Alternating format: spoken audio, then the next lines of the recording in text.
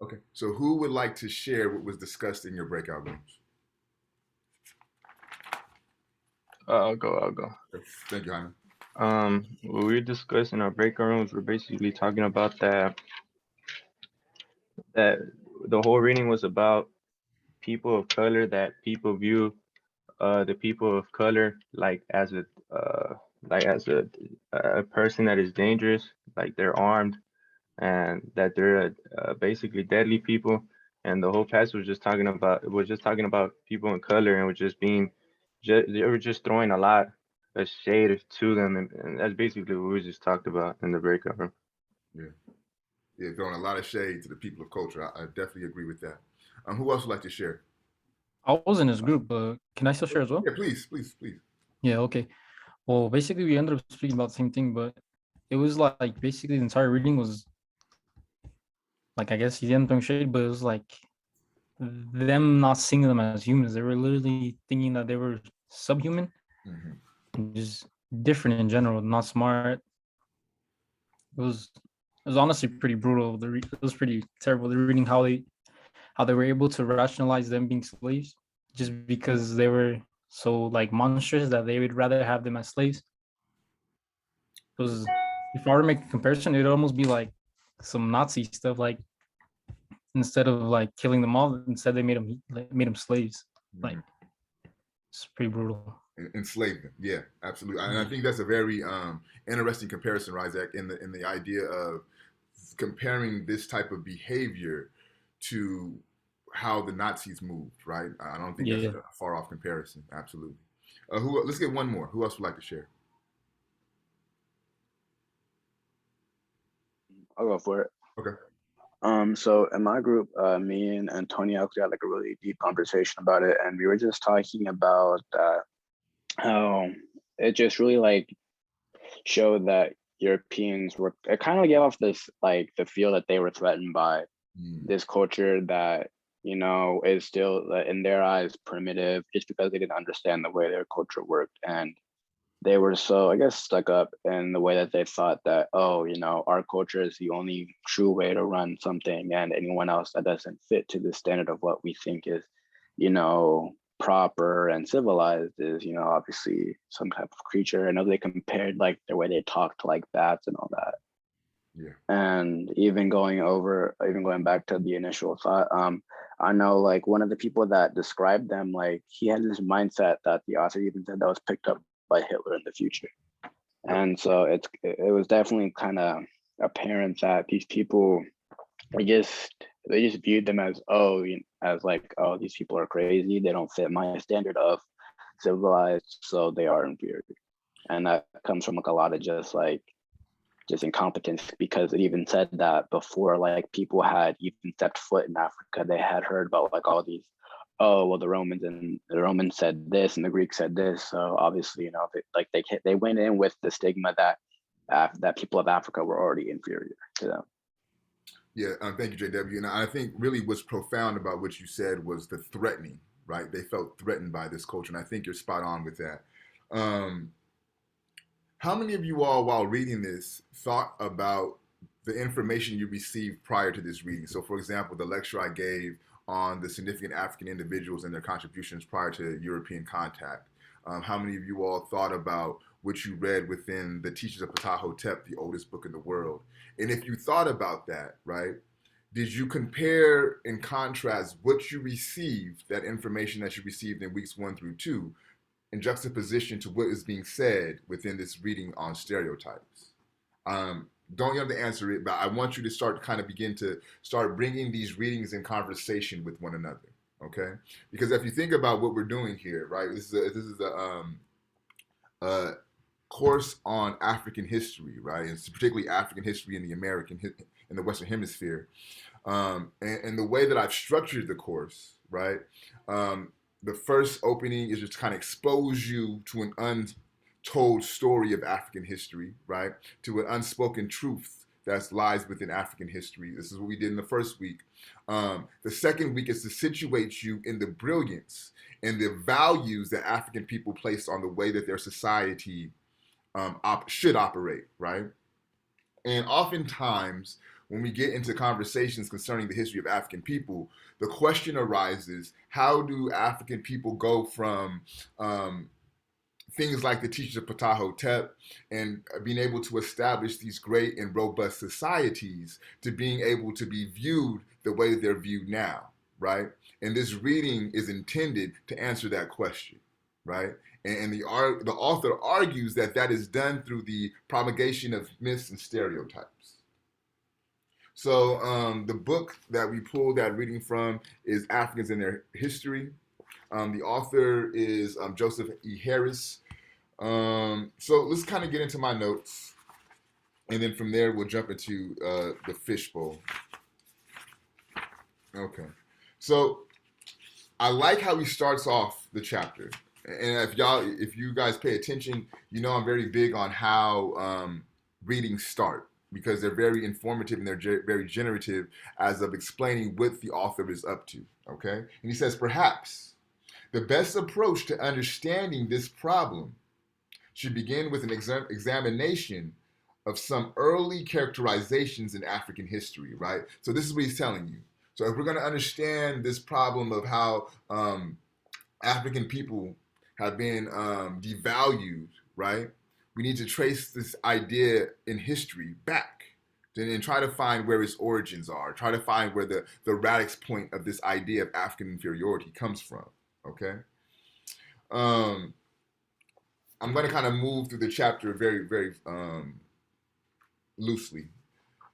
So he goes on to speak about Solanius, I believe, and he talks about this book that Solanius wrote that's titled The Collection of Wonderful Things, right? And he says that the descriptions within that text kind of sets the precedent for a lot of the way that European literature would deal with Africa going forward. So a lot of the stereotypes that were found in the book, A Collection of Wonderful Things, would continue in the way that literature within Europe would talk about Africa, right?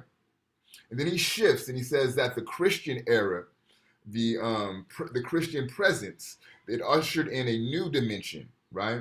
And a most decisive derogatory racial tradition stems from the biblical interpretation of Noah's curse of Ham. You guys forgive me because I teach like 4 classes. I don't know, in this class, did we talk about the curse of Ham at all? No. Okay. So this reading is spot on in its regards to the curse of Ham. Anybody is fans of Kendrick Lamar?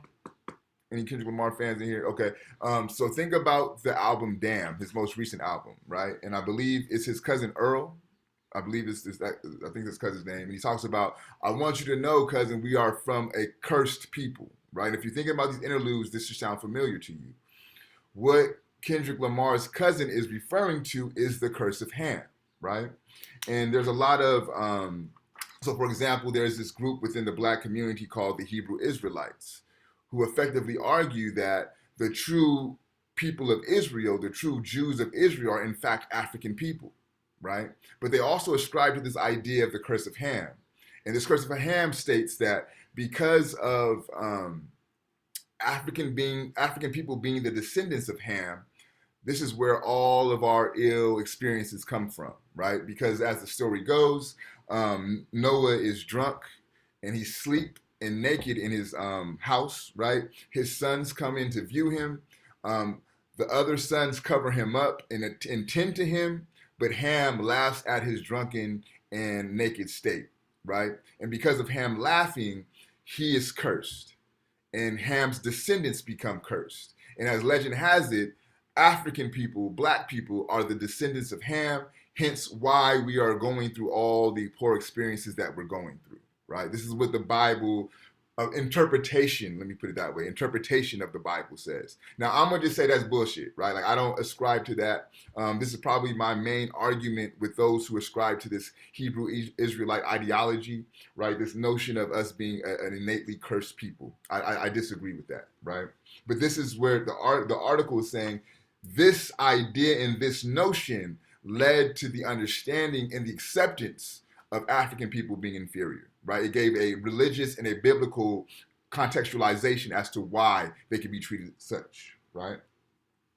And I found this interesting too, right? He says in the text, there is a people who, like animals, eat of the herbs that grow on the banks of the Nile and in the fields. Think about what you just said, right? So there's a people, talking about African people, who eat herbs that grow on the banks of the Nile. Okay? All they're talking about are people who farm and eat the stuff that they farm, right? But you can see how something as normal as growing food and eating food, when it put in the hands of people who have very dubious intentions, becomes something that is devalued, right? Because even in our modern society, do we not eat herbs and plants and things that grow from the garden? Yeah. So what is innately inferior about that process, right? So I just use this to point out how even things that are, even really, if you think about it, socially advanced, become devalued when it comes to these dubious intentions. The extension of Black enslavement abroad and its rationalization by Christians were historic occurrences in the internationalization of the idea of Black inferiority, right? So again, this notion that Christianity, it gave the rationalization that allows for African people to become enslaved, right? So it was for the Christian church, the Catholic Church, saying that this is permissible, that allowed for this inhumane act of taking people captive and forcing them into enslavement becomes okay and authorized. In fact, I want to say, I want to say 1412, I believe it was, Pope Nicholas V enacted the papal bull, which is the actual decree that allowed the Catholic Church to initiate this idea of allowing Europeans to go throughout the world and then capture African people. So again, the church becomes a central component to allowing this to happen. The book also talks about Montesquieu, the French philosopher, and he has a very interesting musing on this notion of Black inferiority. I'm going to read from it. Okay. So I'm looking at page 7 towards the bottom of the page, the very end of the last paragraph, okay? One is reminded of the note of irony expressed by the French philosopher Montesquieu in 1748. Quote, "It is impossible for us to suppose these creatures to be men, because, allowing them to be men, a suspicion would follow that we ourselves are not Christian." Right? And this kind of gets to the heart of what JW was saying, right? In the sense that we can't really allow these people to be understood to be human, because if they are human, in fact, then we cannot be Christians, because Christians would not allow for human beings to be treated in a certain way, right?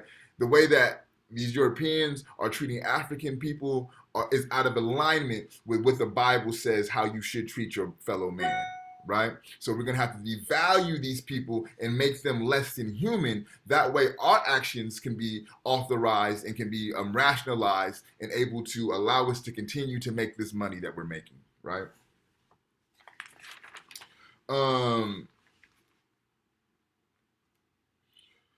It says also that it must be emphasized one of the greatest, and this is very profound to me, right? It must be emphasized, therefore, that one of the greatest contributions Europeans made to the New World was the expansion and the entrenchment of the concept of African inferiority, right? So this author, Harris, is arguing that the greatest contribution Europeans made to the world was the idea that African people, Black people, are inferior. That's their greatest contribution. I'll sit and think about that.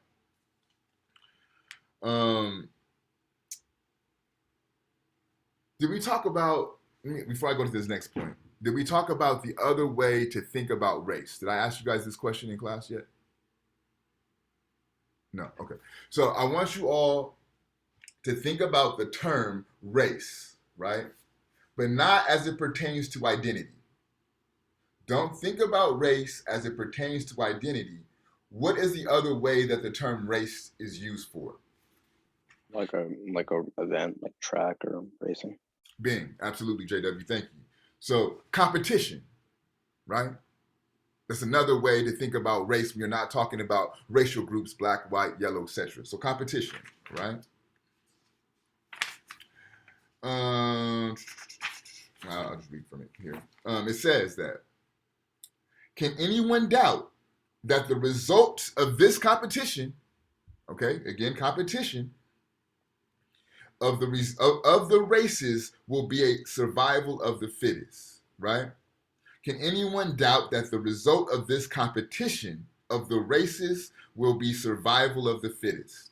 And again, this is just to get you to really understand that the architects of this concept of race, those who created this notion, this social construct that we call race, are very clear in their understanding that this is a competition for resources. I'm going to classify these groups in different racial makeups, and the design of this racial makeup is for you to compete over race resources. How else would the term race make sense when being applied to a people? Because the only other time that you use race is in the sense of competition, right? And the author is telling you here that these European architects of race are situated in the notion that these racial identities are steeped in competition. Some scholars and others observe even today exclude Kemet from African history and include it as part of the Middle Eastern world, right? So another thing that they argue in the way that they're able to devalue African society and African production is to remove Egypt from Africa and place it in the Middle Eastern world, right? And if you notice, this is why I always use Kemet when referring to Egypt, right? Because if you look at the historical epic that Kemet was, once the Greco-Romans came in to take over Kemet, it became Egypt, right? So even in using the terminology Kemet, you're talking about the time when Africans ruled this area, right? So this is why when using this terminology becomes important, because it creates a bifurcation from when Africans ruled it, Kemet, and when the Europeans took over Egypt, right? So modern scholars, they're arguing, have begun the process of trying to remove Kemet out of Africa and place it in the Middle East, right? And therefore taking away the ancient civilizations that came out of Africa, the sciences that came out of Africa, the great contributions of Imhotep that came out of Africa, and attributing them to a European origin. It says, in short, as with terms like Hamitic, that stems from the curse of Ham, right? Native, tribe, and Negro, as general labels for Africans suggest the derogatory characterization and therefore prejudge the African or Black experience. And again, this is just to let you know we must be attentive and careful with the terminology that we use, right? This is why I'm so on y'all about referring to African people as slaves, right? Because it creates this degenerative association with who they are as a people. And I think the way that they close out the book, I think is very well done, right? He situates Pan-African theories and Afrocentric theories because they seek to center the Black experience, and seeks to center the African experience and not leave them to the periphery. And also it speaks to the actional agency of African people opposed to them just being subjects in European activity, okay? So those are my notes. We'll move from here into our fishbowl. Again, for your fishbowl, you could talk about your journal. You could talk about your breakout rooms. You could talk about what was discussed in my notes. All that's on the table. You have two fishbowls per semester, and you have one time to pass. Are there any volunteers? I'll go. Okay. Jaime, Melanie, and Ashanti. Give me 1 second. I think there's another. We'll get 4. Give me 1 second, y'all. Jaime, Ashanti, Melanie. There was one more, wasn't there? I'll go. Ryan. Okay. Yeah. Okay. So we have Jaime, Ashanti, Melanie, and Ryan for our fishbowl. Whoever wants to start it off, it's on you. I guess I can start off. Okay. So for my journal, I think the thesis of this reading is about the roots and stereotypes and myths about Africa in the past, and for the most part are still held on to till today. And like the author discussed how the early writers, historians started a path of devaluation of Africans. They also like talked about how they were described as inferior and subhuman. And in our breakout room, we talked about a passage in page 9 by George Hegel in his philosophy of history. Mhm. It was pretty disturbing to me because it talked about this, it quoted, "This condition is capable of no development or culture. And as we have seen them as at this day, such as they have always been, at this point, we leave Africa, not to mention it again, for it is no historical part of the world. It has no movement or development to exhibit." Yeah. Thank you, Ryan. Who's next? I'll handle this. Okay. What I read in the passage, I felt like in the passage, I don't remember, but in the passage it says something about that the colored people were like viewed, they're like cursed. I think that's what the passage said, like the word it said that they were cursed. And that's what we were talking about in our breakout room. I feel like they're just viewed differently. They're not viewed as, you could say, normal people. That everywhere you go and you see a person of color, like people get scared of them. They like you could say they get shocked in a way that they're seeing one and then they just get scared and stuff. And I feel like that's a little bit messed up because it's basically throwing shade at them without you even saying nothing. It's just the look you're giving them. That's the look, you're basically saying it all, but not in words. And yeah, that's what I basically got from the whole entire passage. Jaime, you brought up something, and I'm going to circle back to it after the fishbowl, but you bring up a very good point. Who's next? I could go. While reading, it caught my attention how some of these writers and well-known philosophers, such as Shakespeare, Montesquieu, and Charles Darwin, had ideas and theories about stereotypes, inferiority of Black people. Many of these stereotypes that are used a lot throughout history surround around physical features and skin color. Throughout the reading, there were quoted sections of how Europeans saw Black people, such as quoted in page number 4 by Herodotus.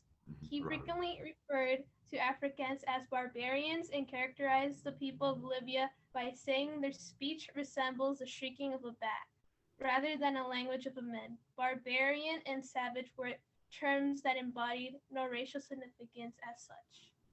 And all these myths and stereotypes cause a great impact of how Black people are seen even today in the school system, of how the school only teach us about enslavement and segregation between whites and Blacks. They don't show us the beautiful side of African culture and how many achievements they made, or about Black historical figures. Well done, Melanie. I could also, within there, I could hear your thesis, I could hear your analysis, your contemporary analysis. I don't think you got to the question part, but I could hear every section of your journal, so well done. Ashanti? I just wanted to mention 2 things that I had written down. So going back to like your question about when you asked how we can compare this week's reading to last week's, I had quickly just wrote something down about how I find it interesting that the school curriculum has like no problem introducing like young Black children to like horrible language, because I didn't really find the way that the past scholars were writing about it. I had like read, it was like reminiscent to stuff I had read in school, like about how we're savages, animals, like that. So I just thought it's interesting that they have no problem introducing children to that. Like they refuse to introduce us to like other greatness of Black people, like the stuff that we learned last week. And then when I was reading the reading, I had kind of focused on one part of it, and it was saying, it was like a quote, and it was about washing an Ethiopian clean or white. And it kind of stuck out to me because I don't know if I learned this in school, but I think there's like a reading or a quote, and the title is like washing an Ethiopian clean, and it's about like a boy who was enslaved, and he tries to like clean himself or something like that. I can't remember. I don't know where I read it from, but it reminded me of that because I remember in like 2016 and 2017 there was two commercials that came out with like cleaning companies, and they were, the basis of them were like trying to like depict Black people as dirty, and you know, then like you have the white person come in and then they're clean. And it reminded me, and then it also reminded me of like a story my dad told me when he was growing up in Georgia, because when he was growing up it was still super racist, and like there was still cotton fields and like a lot of just racism. And there was a white kid in his class, and he was trying to invite them over to his house because he had a pool. And the father didn't like, he was racist, he didn't like Black people. And when he seen like the Black kids in his pool, he like was so angry, and he tried to like shoot them, and he was like, they're dirty. So he took up the entire pool and like took out the water. So like just reading that, it all like just reminded, and it like kind of just made me angry because it just reminded me of like stuff that my parents went through, and like to hear and read those words, it was heartbreaking. Yeah, and I think also, Ashanti, with those commercials that you're talking about, right? I believe there was one of them was from Europe, and then one of them was an Asian commercial also. So when you talk about like these ideas and these concepts going global, that's a perfect depiction of how these ideas get travel across the world, right? But to circle back to what Jaime was saying in regards to how you could look at someone of culture, right? And Jaime says of color, but I'll say of culture, and you already can prejudge them, and you could you'll know to be afraid of them. You'll know to grab your purse without even speaking to this individual, right? So I don't. Let me see if I have. Anyway, so there's a Martinican philosopher by the name of Frantz Fanon, very, very fundamental and important individual when it comes to philosophy, when it comes to psychology, when it comes to decolonial thinking. Frantz Fanon is like the go-to, right? And he has came up with this. Actually, his Ph.D. dissertation gets turned into a book titled "Black Skin, White Mask," right?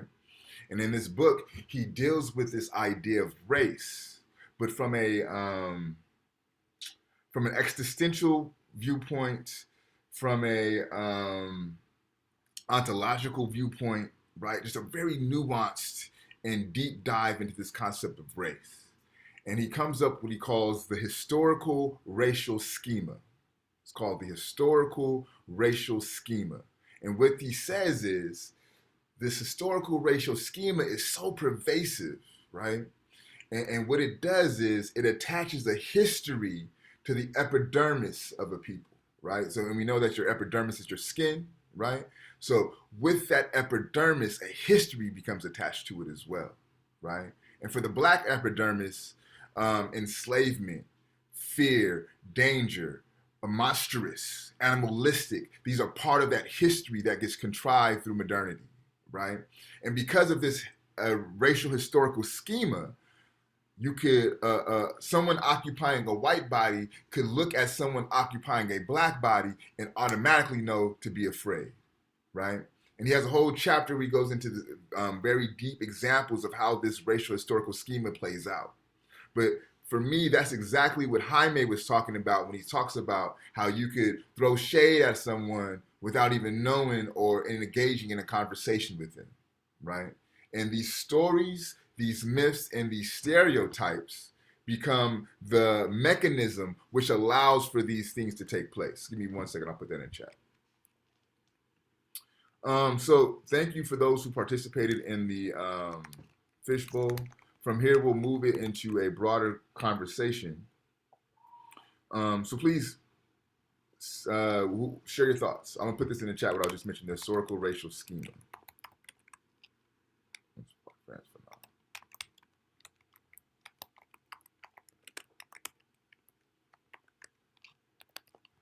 Okay, and then the book is Black Skin.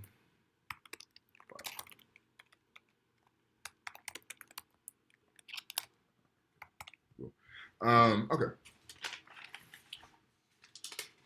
So what do y'all think about this idea that the greatest contribution that Europeans have to the New World is this notion and this idea of Black inferiority? Because to me, that was very profound. I'm curious to hear what y'all thought about that.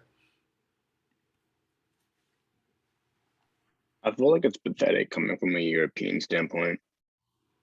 Like if you spent like but like most of early civilizations talking, just kind of boasting about how, oh, we're superior and we're better than this race, yet your only historical contribution is that you see one race superior to another. It's like, well, what does that really say about your race? Like, what have you really accomplished in that standing?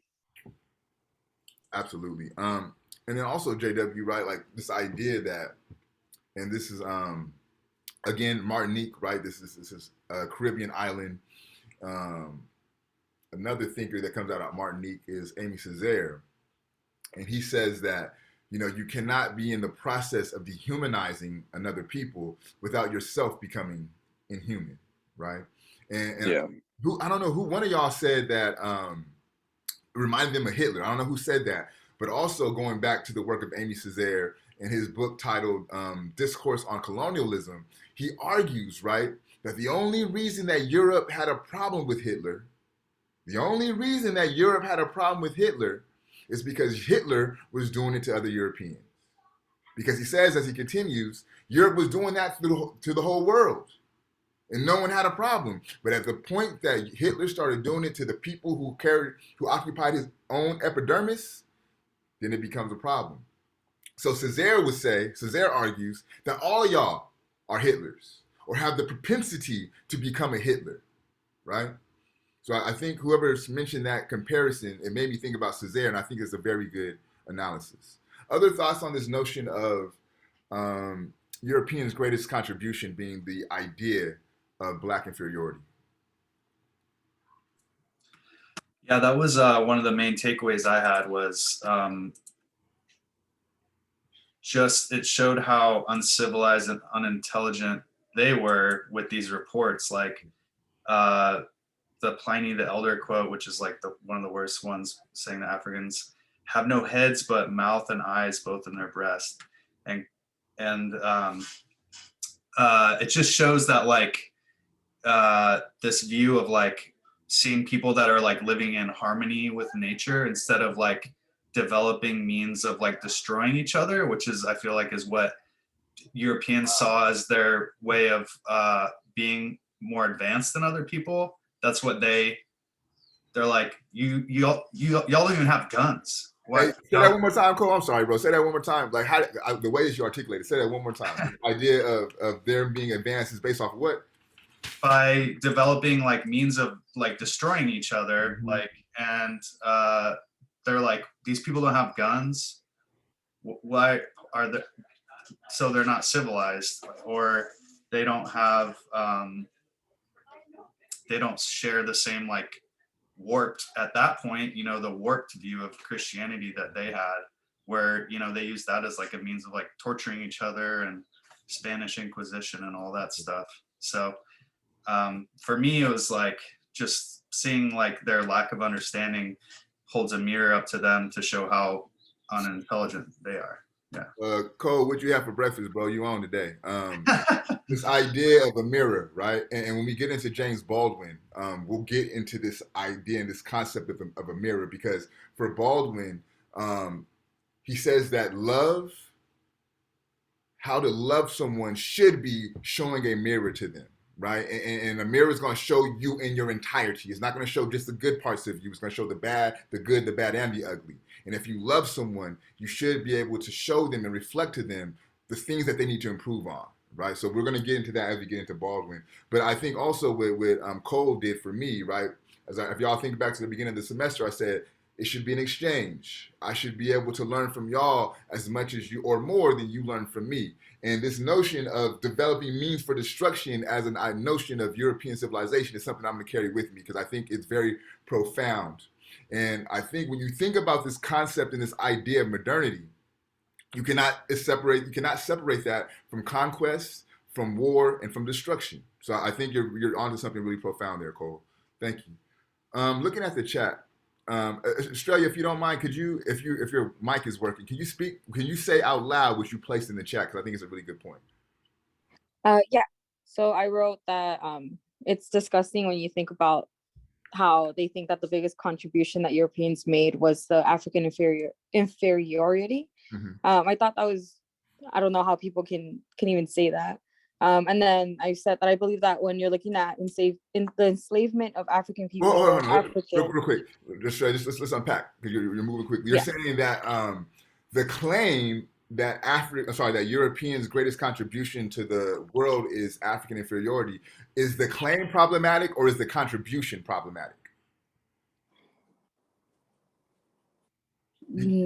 I think it's like a mix of both. Okay. For me, yeah. Okay. So, and correct me if I'm wrong. Do you feel that to make that claim is to devalue European contributions? No. Okay.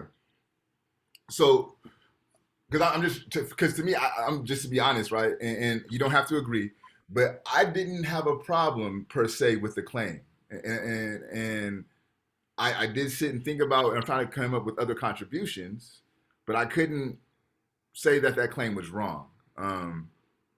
Again, you don't have to disagree, but I just want to make sure I'm understanding what you're stating. Oh, I guess I didn't think about it that way. Like what I was trying to say is like the fact that they can proudly say that that's like a great contribution, and it seems like they're coming out from like they're very proud of saying that.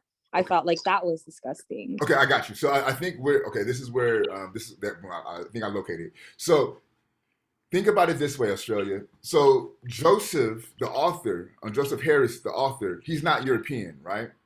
And this claim that he's making is a critique of Europe, right? And he's saying that it's a bad thing that Europe's greatest contribution to the world is this notion of Black inferiority. So he agrees with you. And it's not that the Europeans are making this claim that our greatest contribution is such. It's that him observing how they developed this idea, maintained this idea, and established this idea of Black inferiority has become their greatest contribution. So I think that the author agrees with you. I think you just may have gotten misplaced as to who was making the claim. It's not Europeans saying this. It's a Black author critiquing European thought. Does that make more sense? Yeah, that does. Okay. That does. Okay. I'm sorry. Go ahead. I didn't mean to cut you off. I just wanted to make sure we're understanding correctly. Oh, no, that's good. Because I never thought of it that way until like you brought it up right now. Okay. Yeah. I think I was talking about looking at it through like the colonial lens. You can see how the enslavement and the enslavement of African people and the thought of African inferiority had like a lot of power to it, and like it had it back then and it still has it now. Yeah That's a very good point. And I think also it's interesting to how they were able to maintain this notion for so long, you know. That's really profound. Carlos, could you state what you put to me directly in the chat? Can you say that out loud, because it's a really good point. It's a really good point.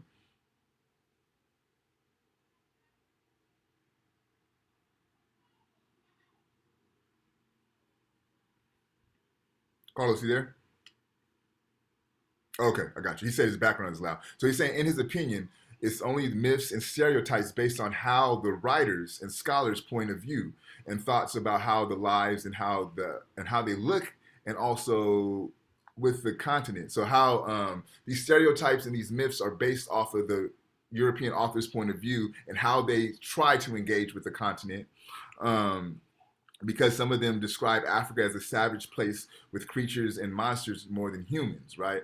And I think also, and I forget who it was, but one of the authors was saying how, one of these European authors was saying how the center of Africa is this great desert that no one is able to get access to. And there's truth, but then there's falsity there as well, right?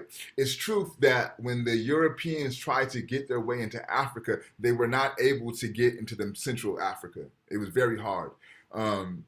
But where it's crazy is this idea of it being a desert, right? Because if anyone knows that Africa, in the middle of Africa is the Congo. And the Congo is very much of a rainforest, not far from a desert, right? So again, their ignorance and their inexperience to Africa allows them to create these misnomers and these fabricated notions of what Africa is, right? Yeah, it's a jungle, absolutely.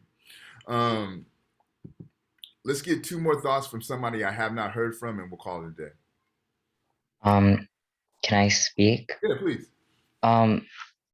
Okay, so I might be totally wrong here. But like the way contribution is kind of said, it almost seems to imply like achievement. And I feel like even if it's implicitly, a lot of people do consider it an achievement, kind of in the same way that the nuclear bomb is an achievement, or global warming is an achievement. Lee, what's the achievement you're speaking of? Like the worldwide prevalence of white supremacy and Black inferiority. Gotcha. Okay, I'm with you. So you're saying that it is an accomplishment, it is an achievement, just like the creation of the atomic bomb was an accomplishment or achievement, right? What it does is going to be devastating. It's going to have negative impacts, but there's still an accomplishment there. I can't disagree. I'm sorry. Go ahead, Lee. What you gonna say? Oh no, I'm sorry. I'm saying like it's not an accomplishment, but okay.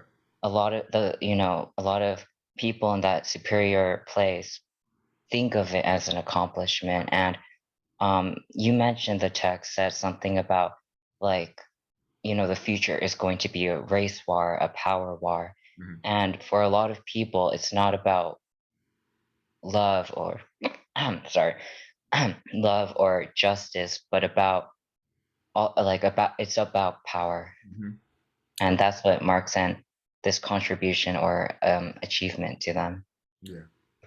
I think again, whatever you and Cole on this morning, homie, stay on that because you're bringing some real analysis to our discussion, and I think you're absolutely right. And thank you for clarifying my misunderstanding of your statement. But I believe you're absolutely right. And then also to kind of expand on what you're saying, Lee, we have to kind of reconsider who is situating these accomplishments, who does these accomplishments benefit, and then what are going to be the lasting effects of these so-called contributions and accomplishments. Very good point. One more and we'll call it a day. It's something that's been going on in my head for a second since Cole was speaking. It was about the text. I'm going to paraphrase. Black people have no heads, but Mm-hmm. Eyes and mouth on their breasts, I believe. Mm-hmm. I kind of saw that as, looking back on it, I kind of look at it as the over-sexualization of Black people, especially Black women, mm-hmm. in a sense. Because we even see it when enslavement was happening, how, I don't want to use a trigger word, sexual assault mm-hmm. was a very big thing at that time. And it has, I think with that, even in like today's society, we see increased over-sexualization of Black women specifically, and how they dress and how they have to present themselves to the world, even if it's not of the best comfort to them. And I think that just seeing it written in that way from like such a long time ago, I don't remember who wrote that quote specifically, but just to see that point of view was like really jarring, because you see that over-sexualization so far back, and it's just grown so much more. Yeah, I'm gonna kind of riff off of Zuri's comments, and I just want to add 2 points from call of the day. One of my favorite ancestors is Malcolm X and Kwame Ture, formerly known as Stokely Carmichael. But Kwame Ture says that this idea that the Europeans had to civilize Africans and civilize them by teaching them to cover up, right, to put clothes on. He argues it does not speak to the inhumanity or the savagery of African people, right? It really speaks to their being Europeans' inability to control themselves, right? Because if you think about it, you have a whole society that goes on, and it's not even a big deal that women run around with no top on, right? Being bare-breasted. It doesn't provoke any type of perverse type of thought. But when a certain group of people arrive and it produces these thoughts that Zuri talks about sexual assault, right? It causes the desire in them to want to do these type of things, right? The need to cover up the women is not to civilize the African people, right? It's to help these Europeans control their animalistic urges, right? I would equate that to this notion of laws being passed that will allow African people to wear their hair in its natural state in the workplace, right? That's not a law that says African people, yes, you can do that. That's a law that's policing the response to African people wearing their hair in the natural state, right? So it's the same type of thing. And this idea and this notion of over-sexualization, and I'm going to make a contemporary analysis to make my point. For those who are into hip-hop, right, and those who are into women MCs, right, y'all know Nicki Minaj, you know Cardi B, you know, I see Antonia shaking her head like, hell yeah, I know them, yeah, hell yeah. You know these names, right? The hypersexual artists, you know them. How many of y'all know Rhapsody?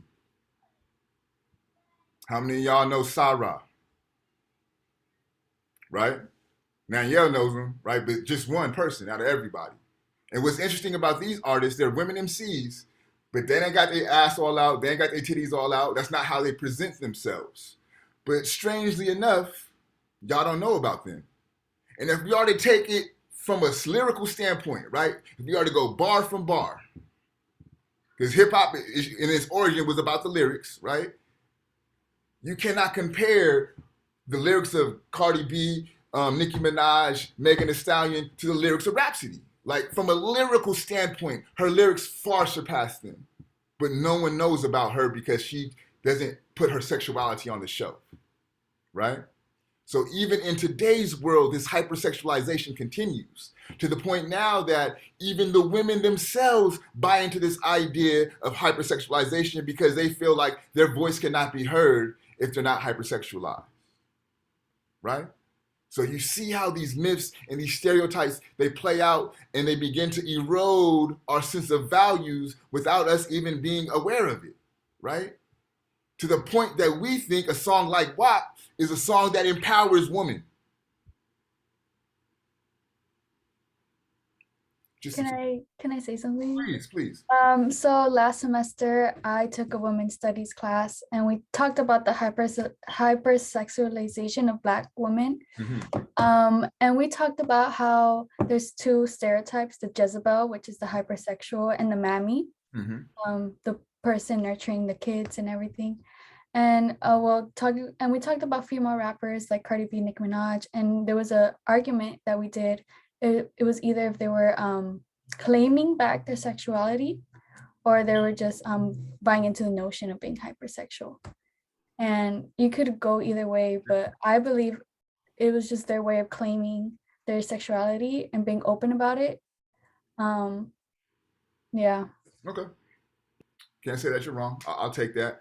But yeah, we'll just leave it at that. We'll leave it at that. For sake of time, let me point out what our next reading is for next week. 1 second.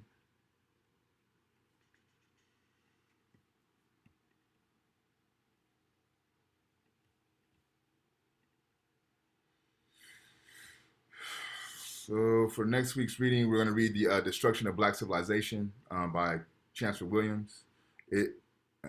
It's two, so be attentive to the two PDFs. So here and here. So read these two for next week. All right. Is there any other questions, comments, or concerns?